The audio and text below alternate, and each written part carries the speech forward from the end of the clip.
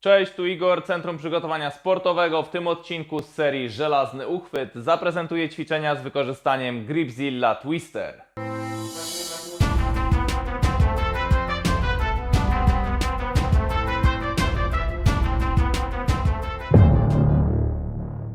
Gripzilla Twister to ciekawe, mało popularne narzędzie do treningu przedramion.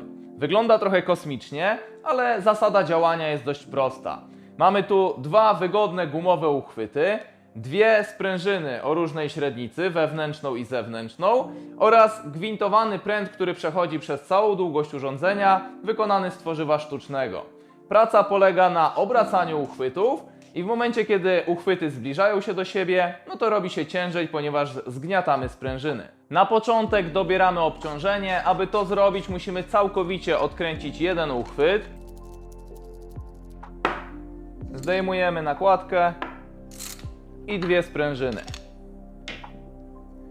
Mamy teraz trzy możliwości. Możemy założyć albo samą zewnętrzną sprężynę, co będzie najlżejszą opcją. Producent podaje, że mamy wtedy obciążenie od około 15 do 150 funtów, czyli od 7 do 68 kg.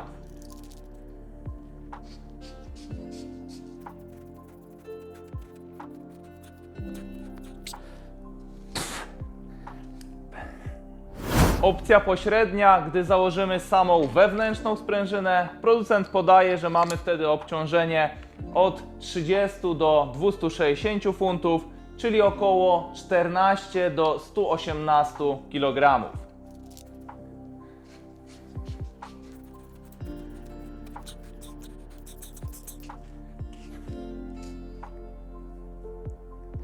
I opcja najcięższa, gdy założymy dwie sprężyny, producent podaje, że obciążenie wynosi wtedy od 50 do 400 funtów, czyli około 22,5 do 181 kg.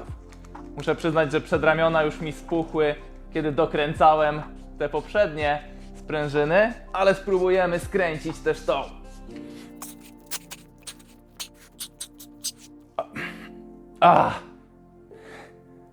Już mi się trochę dłonie ślizgają, także nie udało się skręcić do końca. Trening możemy wykonywać na różne sposoby. Możemy złapać nachwytem, jeden nadgarstek trzymać sztywno i obracać tylko jedną dłoń, potem zmienić, obracać drugą. Możemy także wykonywać ruch dwoma nadgarstkami jednocześnie. Możemy także dokręcać i odkręcać, zwłaszcza jeżeli ustawimy taki dosyć mocny opór, czyli dłonie są cały czas zaciśnięte, nie przekładam ich i jest ciągła praca. Możemy także ustawić dłonie przechwytem i dokręcać lub odkręcać. A można także zrobić sobie na przykład challenge, żeby jak najszybciej z pozycji startowej skręcić sprężynę do końca. Mimo że narzędzie jest niepozorne, trening nie wydaje się skomplikowany, to coś w tym jest, że jest to takie wciągające, czyli jak zaczynamy już pracować, to mamy ochotę skręcić tą sprężynę, a przedramiona mogą się bardzo fajnie i mocno zmęczyć. Także dobre urządzenie. Jeszcze z takich tipów, wskazówek praktycznych użytkowania, to w momencie, kiedy skręcamy, może być tak, że z jednej strony gwint będzie troszeczkę bardziej wystawał, z drugiej trochę mniej, no bo te uchwyty nie muszą się obracać w tym samym tempie. No i jeżeli chcemy na przykład tylko ten uchwyt przesunąć, to po przeciwnej stronie musimy złapać za ten beżowy element i wtedy jak będziemy obracać, no to przesuwamy tylko ten uchwyt. Druga wskazówka to w momencie, kiedy nie trenujemy, czyli odkładamy Gripzilla Twister, to fajnie, żeby uchwyty były w pozycji zerowej, czyli na samym końcu gwintu, tak żeby sprężyna nie traciła swoich właściwości.